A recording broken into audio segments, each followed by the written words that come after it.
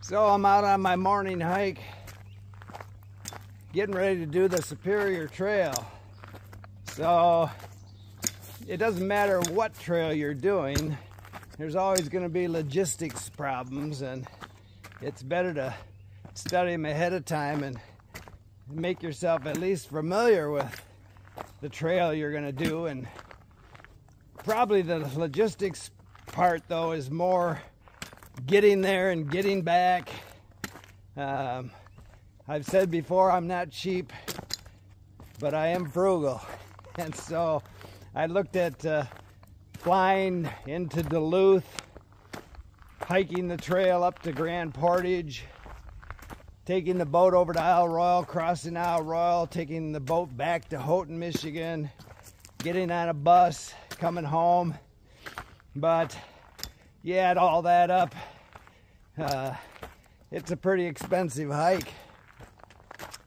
So then I thought, why not just drive to Duluth? Well, then that makes a whole new problem of where you're going to leave your car. So I looked at leaving my car in long-term parking in Duluth Airport, and the cost was, for, it's going to take me a couple weeks to do this trail. The cost was about as much as I could buy a new car. So then I found that if I bought a state park pass for Minnesota, $35 annual state park pass, I could park my car in a parking lot at J. Cook State Park, which the trail goes right through practically, below Duluth. And it has a parking lot with a camera, so that's perfect. Sold. So then I thought, then you start looking at bus systems. So Duluth has a bus system up and down the Superior Coast to Grand Portage, has a bus system called Arrowhead Transit. And for me to get from J. Cook to where the Duluth bus system starts, you could walk the trail through Duluth, but if you watch my channel, you know I don't like urban hiking. I'm not walking through Duluth, Minnesota. So I got to walk about 10-15 miles from J. Cook on the trail till I hit a road that goes to a bus stop. And then I take a second bus that takes me right to the trailhead north of Duluth where the Superior Hiking Trail starts. And so that was my plan for a while, but then I thought, okay, now I got to get back to my car when I get to Canada. And this Arrowhead Transit, it goes from Grand Portage to Grand Marais Monday through Friday, but it only goes to Duluth from Grand Marais on a Tuesday. So then I've got the problem of either speeding up or slowing down, so I make sure I make it to Grand Marais on a Tuesday morning, so really a Monday night, to catch that early bus to Duluth. Now I'm on a time schedule. I don't like time schedules. So I decided, okay, I'll do it backwards. I'll take the bus system to Grand Marais. I can time it, with my car to get there on Tuesday. And I don't have to catch that bus till afternoon. It goes back in the afternoon, comes down in the morning. And then the bus the next morning to Grand Portage, and then it's a 16-mile hike to the northern terminus.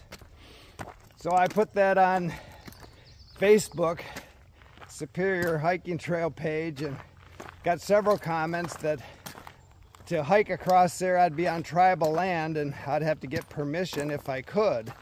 So I thought, well, okay, I'll call the tribe and see if I can cross there.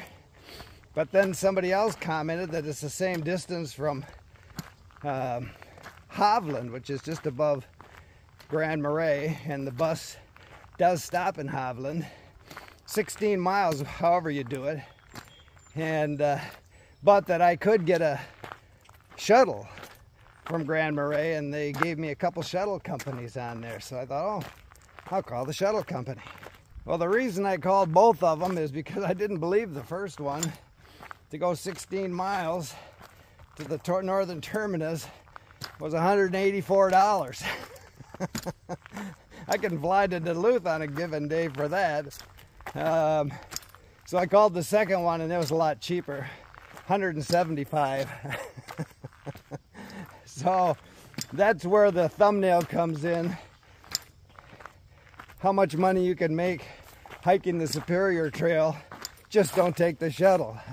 So after perusing a few more maps, I found that from Hovland, where I get off the bus, it's about a 4-mile hike to the Arrowhead Trail trailhead, which is the Superior Trail. It's only 4 miles to the trail, and then a 12-mile hike north to the terminus. So I'm only hiking an extra 12 miles.